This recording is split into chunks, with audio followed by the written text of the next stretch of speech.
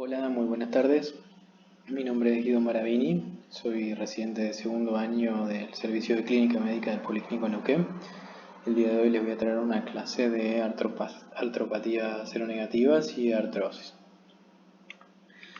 Comencemos con lo que son las espondiloartropatías. Las podemos definir como un grupo de enfermedades con características clínicas, genéticas y fisiopatológicas similares, donde podemos incluir la espondilitis anquilosante, artritis reactiva, artritis de las enfermedades inflamatorias intestinales, espondiloartritis diferenciada, incluyendo la espondiloartritis axial o periférica, y artritis crónica juvenil, también llamada espondilitis anquilosante de comienzo juvenil.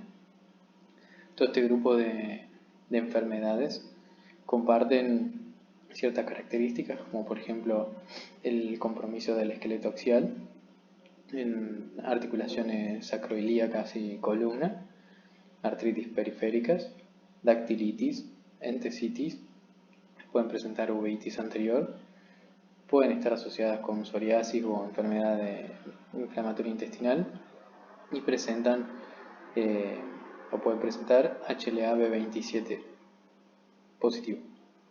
Dentro de la fisiopatología, todo esto se da mediante un mecanismo facilitado por el antígeno HLA-B27 que conduce a una espondilitis difusa generando el síndrome espondilítico.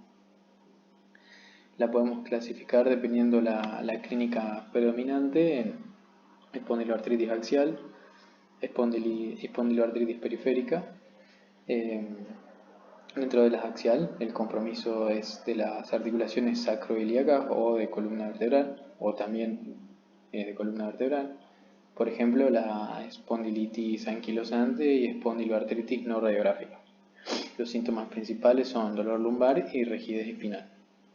En la espondiloartritis periférica hay compromiso de articular periférico, ya sea mono u oligoarticular, el cual puede ser asimétrico, generalmente de articulaciones grandes en miembros inferiores, y puede incluir entesitis y dactilitis.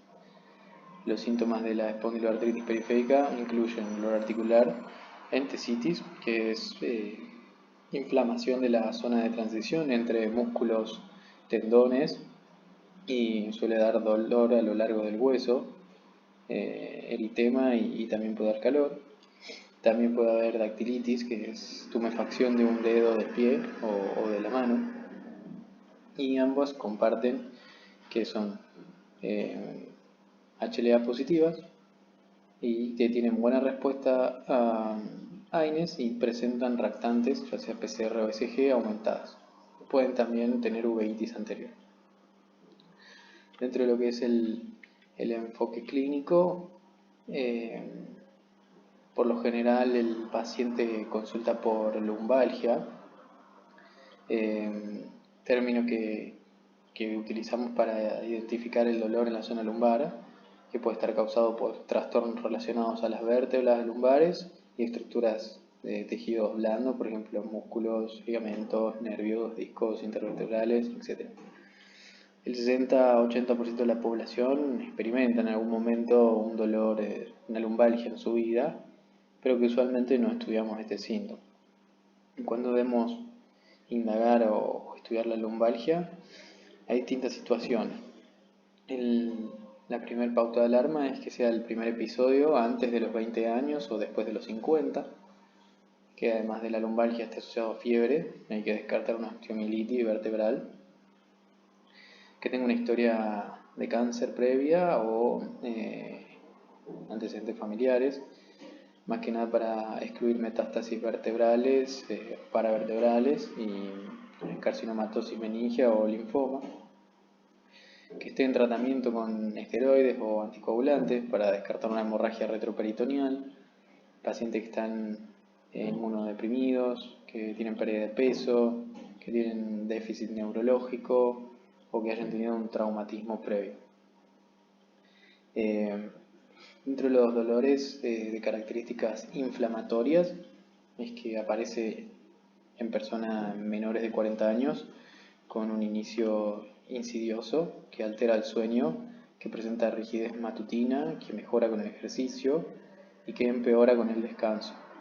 También que afecte a otros órganos, por ejemplo en la psoriasis, en alteraciones mucosas genitales, gastrointestinales, que haya deterioro del estado general, que presente alteraciones de laboratorio, por ejemplo aumento de las reactantes de fase aguda o la positivización de HLA-B27, y que en la RX se vea sacroileitis, sindesmofitos, cuadratura vertebral, y esto por lo general es en predominio de varones, en el caso de la espondiloartritis.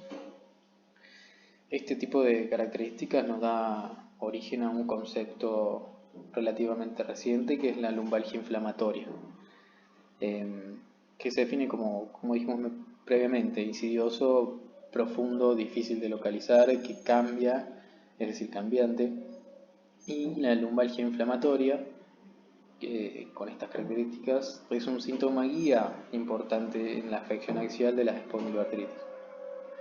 Hay que diferenciarlo del dolor mecánico, que es de inicio agudo, que empeora con el ejercicio, que mejora con el descanso y no afecta a otros órganos. Tampoco altera el laboratorio y en la RX puede que no se vea nada patológico o podemos ver espondiloartrosis, estenosis del canal.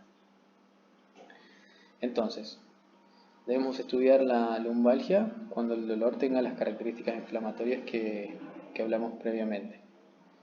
¿Sí? Recordemos, inicio antes de los 40, comienzo insidioso, dolor lumbar nocturno que obliga al paciente a levantarse por la noche, que tenga una duración de 3 meses, que tenga rigidez matutina mayor a 30 minutos, que mejora con el ejercicio y que no alivia con el reposo y que mejora con AINES. ¿Sí? Bueno, una vez descartado los procesos infecciosos, tumorales, hemorrágicos, nos plantearemos un diagnóstico diferencial y dentro de las causas más habituales de la lumbalgia de origen inflamatorio. ¿Cuáles son las causas? Bueno, como vemos en la diapositiva,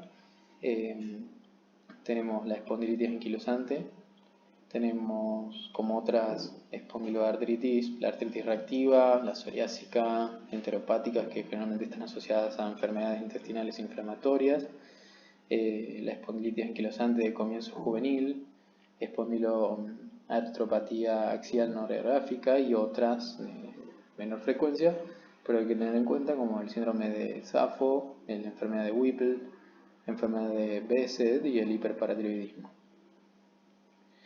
¿Qué pruebas complementarias podríamos hacer, además del laboratorio, de imágenes, digamos, radiografías, donde vamos a tener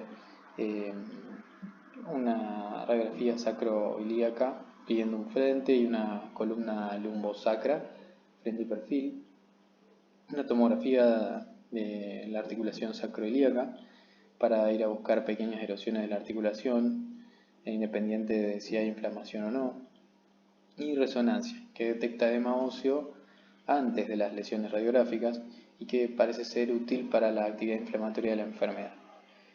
La ecografía sirve para detectar daño estructural y procesos inflamatorios activos en articulaciones periféricas.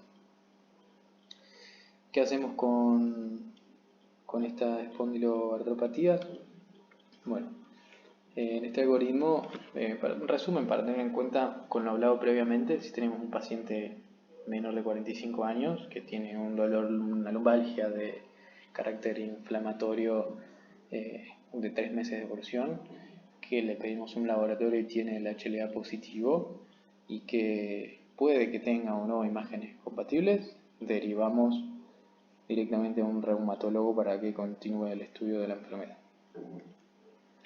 Bueno, a continuación describiré 2 enfermedades de este grupo, las más importantes, que incluyen dentro de las espondiloartropatías, como la espondilitis anquilosante, que es una enfermedad crónica, multisistémica, compromete primariamente articulaciones sacroilíacas y esqueleto axial, que genera dolor lumbar con progresiva rigidez, que puede estar asociado a características intraespinales también y que tiene distintas formas de presentación.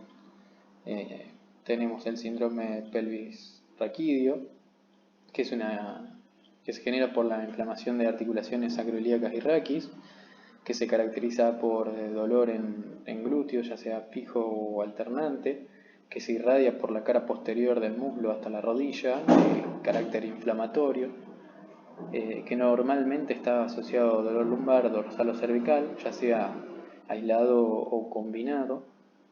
Tenemos el síndrome articular periférico, con afección generalmente oligoarticular, asimétrico, predominante en miembros inferiores, ya sea rodillo, tobilla o articulaciones metatarsofalángicas, y en menor frecuencia se ve como monoartritis. Después tenemos otra forma de presentación, que es el síndrome entesopático, donde incluye entesitis más dactilitis. Recordemos, la entesitis se designa a la zona de anclaje en el hueso de los tendones, ligamentos, cápsulas, y es la inflamación de los puntos de inserción anatómicos de tendones, fascias y ligamentos. Los lugares más frecuentes donde se presenta es en el pelvis, trocánter femoral, tuberosidad humeral, patela, olecranon y calcáneo. Y luego también otra forma de manifestaciones clínicas tenemos las extraaxiales, que está constituido por muchos síntomas: fatiga, pérdida de peso, febrícula, afectación ocular, ya sea por uveitis anterior o iridociclitis, afectación cardíaca mediante bloqueos, pulmonar, renal, o el síndrome de cola de caballo en los neurológicos. El diagnóstico por lo general tarda años en desarrollarse, y a medida que progresa ocurren cambios crónicos y daños óseos que dan lugar a manifestaciones radiográficas identificables más que indetectables. Incluye sacroileitis radiográfica, y una de las formas de hacer diagnóstico es utilizando criterios, en el cual tenemos criterios modificados de Nueva York, que incluye tanto criterios clínicos, radiográficos, y los clasifica a su vez. El tema con esta clasificación es que, como incluye criterios radiológicos, tiene un retraso de 5 a 10 años para hacer el diagnóstico. Como ven en el Power, incluye en criterios clínicos el dolor lumbar, las características que ya mencionamos, la limitación del movimiento de la columna lumbar, limitación de la extensión torácica en relación con los valores normales para la edad y el sexo, los criterios radiológicos, con sacroileitis grado mayor o igual a 2 bilateralmente o grado 3, 4 unilateralmente.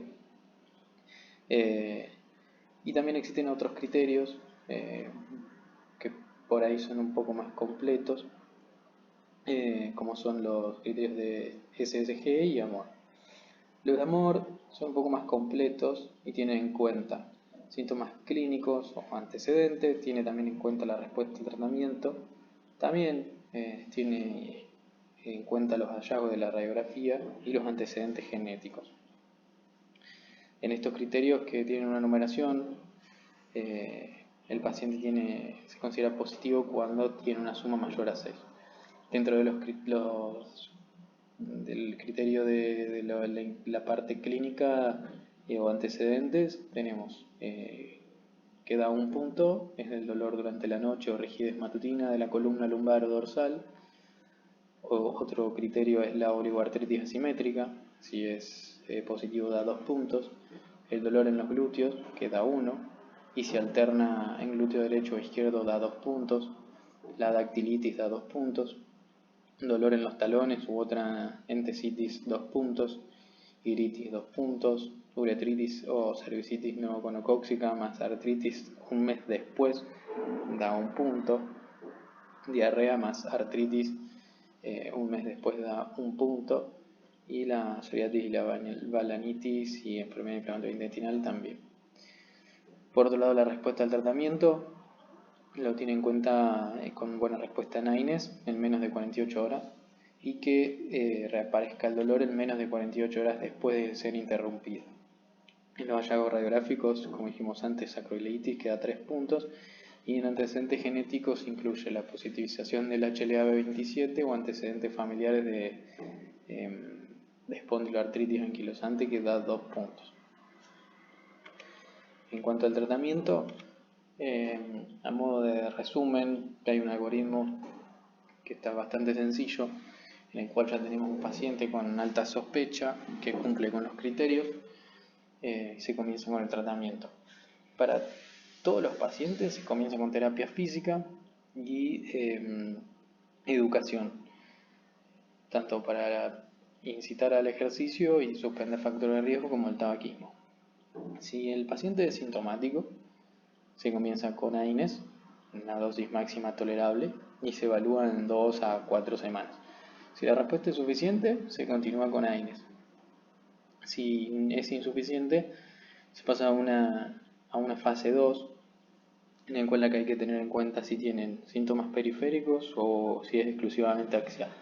Si son pacientes con síntomas periféricos, se tiene en cuenta la posibilidad de tratamiento local con corticoides o también tratamiento con sulfasalacina. Y si es exclusivamente axial, inicia digamos con los FARMED, inicia terapia con antifactor de necrosis tumoral. Se reevalúa en por lo menos 12 semanas y lo mismo que la fase 1. Si mejora, se continúa. Si no resuelve, se pasa a la fase 3, es reevaluado. Y acá hay que tener en cuenta, además de los criterios de reevaluación, la opinión del reumatólogo. Si evaluado por el reumatólogo se considera la posibilidad de derrotar el factor de necrosis tumoral utilizado o por un inhibidor de interleuquina 17. Es reevaluado nuevamente a lo largo de por lo menos 12 semanas después, y si tiene buena respuesta, se continúa. Si no, se vuelve a la fase 3, donde incluye la evaluación por el reumatólogo y la aplicación de los distintos criterios. Por otro lado tenemos las artritis reactivas, en la cual hay que tener en cuenta que hace mucho tiempo se refería a una artritis que se desarrollaba durante o después de una infección en cualquier parte del cual, pero que en la cual los microorganismos no pueden obtenerse o aislarse en la articulación. La artritis reactiva no es más que un síndrome de oligoartritis estéril, asimétrica, que afecta usualmente a los miembros inferiores, especialmente en adultos jóvenes, y se instaura después de un proceso infeccioso. Los gérmenes más comunes que producen esta enfermedad son la clamidia, Shigella, Salmonella, Yersinia, Campylobacter, Escherichia coli, también Clostridium difficile. Lo que es de la epidemiología, aparece en adultos jóvenes de 20 a 40 años, con una prevalencia de 30 a 40 cada 100.000 adultos. Y lo de manifestación clínica puede aparecer como una oligoartritis asimétrica de 1 a 4 semanas después de una infección, por lo general gastrointestinal o genitourinario, y que resuelve en 6 meses a 1 año.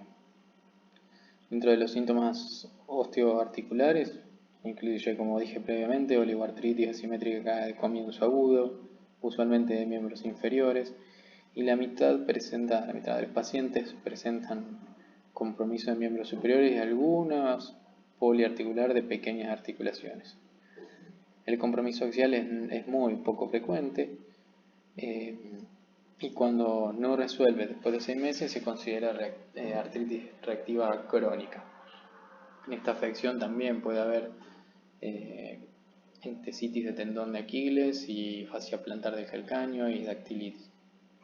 Y dentro de los síntomas extraarticulares aparece la conjuntivitis, menor frecuencia uveitis y epiescleritis, úlceras en la mucosa de la boca y erupciones cutáneas como eritema nodoso.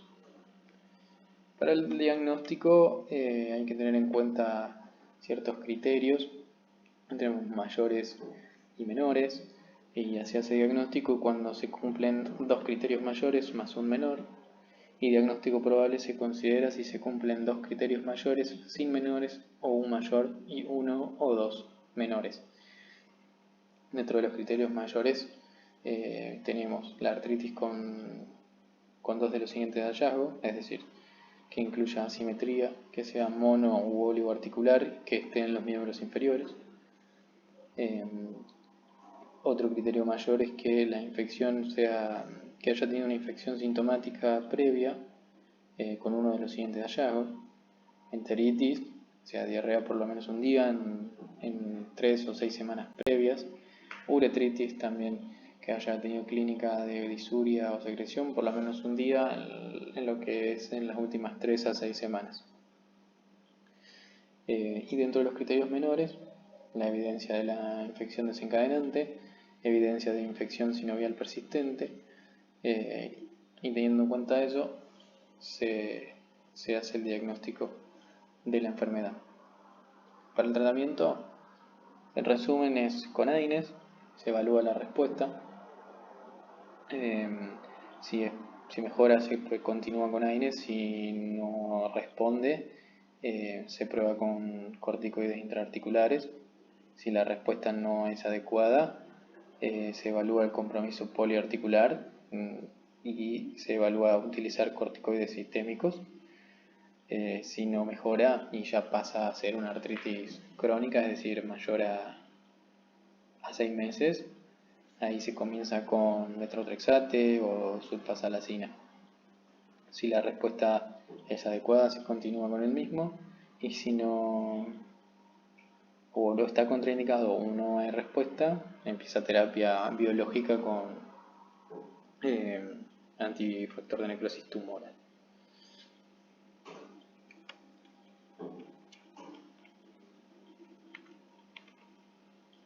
Bien. Otra de las grandes patologías de las articulaciones tenemos la osteoartrosis, que es una enfermedad degenerativa de las articulaciones. Las manifestaciones clínicas de esta enfermedad incluyen dolor en las articulaciones, que empeora con el uso de las mismas y se alivia con el reposo. Es el síntoma más frecuente y puede progresar a través de 3 etapas. La primera etapa, o etapa 1, se caracteriza por dolor agudo y predecible, generalmente provocado por una agresión mecánica que eventualmente limita las actividades de alto impacto con un efecto relativamente modesto sobre la función. Etapa 2, el dolor se vuelve más constante y comienza a afectar las actividades diarias. Puede haber episodios impredecibles de rigidez. En la etapa 3, el dolor es sordo, constante, episodios de dolor que a menudo son impredecibles, que son intensos y agotadores y resultan en las limitaciones funcionales. Otra característica del dolor es que es quemante, de tipo neuropático, está generalizado alrededor de la articulación y se asocia con parestesias. Presentan impotencia funcional y a veces inestabilidad en las articulaciones afectadas, principalmente en la rodilla. El diagnóstico es clínico. Se puede hacer diagnóstico de la artritis ante la presencia de dolor articular persistente, como dijimos antes, relacionado con el uso en una o pocas articulaciones, la edad mayor a 45 años y, un criterio importante, la rigidez de matutina menor a 30 minutos. Cuando el diagnóstico no está claro o es necesario considerar diagnósticos alternativos importantes, se puede utilizar varias modalidades de imágenes para evaluar la presencia y la gravedad. Podemos hacer radiografías donde se pueden ver osteofitos marginales, estrechamiento localizado del espacio articular, esclerosis subcondral y a veces quistes. La resonancia magnética puede identificar la artritis reumatoide en etapas más tempranas que los cambios radiológicos, y estos cambios incluyen defecto de cartílago y de lesiones de médula ósea. La resonancia está indicada cuando existe una necesidad clínica para evaluar patología en otras estructuras de la articulación no visualizadas mediante radiografía, como derrames y membranas sinoviales, meniscos, ligamentos. Otro método es estudiar el líquido sinovial, que no suele ser inflamatorio, tiene pocas células y generalmente a predominio mononuclear.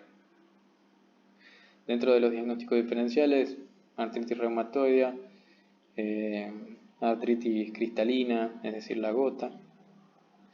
Dentro de la artritis reumatoidea, las diferencias pueden ser que en la artrosis de las manos suele afectar a las articulaciones interfalángicas distales y se asocia frecuentemente con los nódulos de Heberden.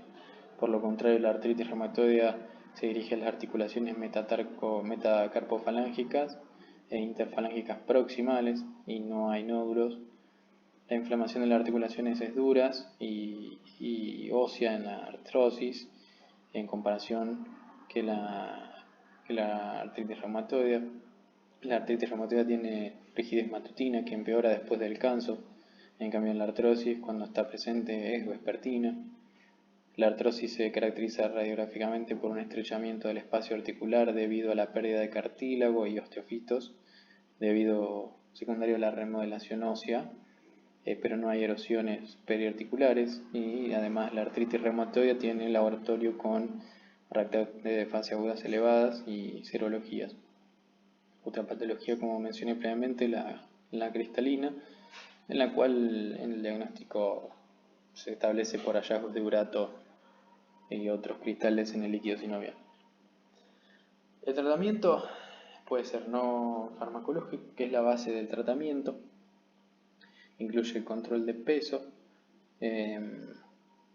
y a veces aparatos ortopédicos como rodillera, ejercicio y demás. Y el farmacológico, si no hay respuesta a las medidas no farmacológicas iniciales o en forma concomitante con estas intervenciones para aquellos con síntomas más graves, suele debe usarse en periodos en los que hay síntomas presentes, ya que ninguna de las intervenciones ha demostrado modificar la enfermedad. En pacientes con una o varias articulaciones afectadas, especialmente con artrosis de rodilla o mano, se inicia con AINES tópicos y se deja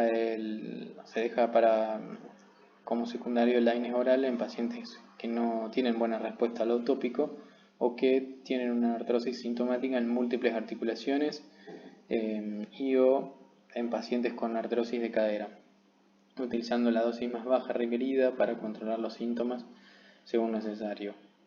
El uso de AINES está limitado por el mayor riesgo de complicaciones, ya sea cardiovasculares o renales, y hay que tener en cuenta que en pacientes con comorbilidades como diabetes, hipertensión, edad avanzada, se debe utilizar un AINE selectivo para ciclooxigenasa o un AINE no selectivo siempre asociado a un inhibidor de la bomba de protones. Otra alternativa es utilizar duloxetina para pacientes con artrosis en múltiples articulaciones y comorbilidades concomitantes que pueden contraindicar los AINES orales, y para pacientes con artrosis de rodilla que no han respondido satisfactoriamente a otras intervenciones. Y la última medida que se utiliza es la quirúrgica, donde es el reemplazo total de la articulación, que es muy eficaz en pacientes con artrosis avanzada de rodilla y de cadera, como última medida. Bueno, muchísimas gracias.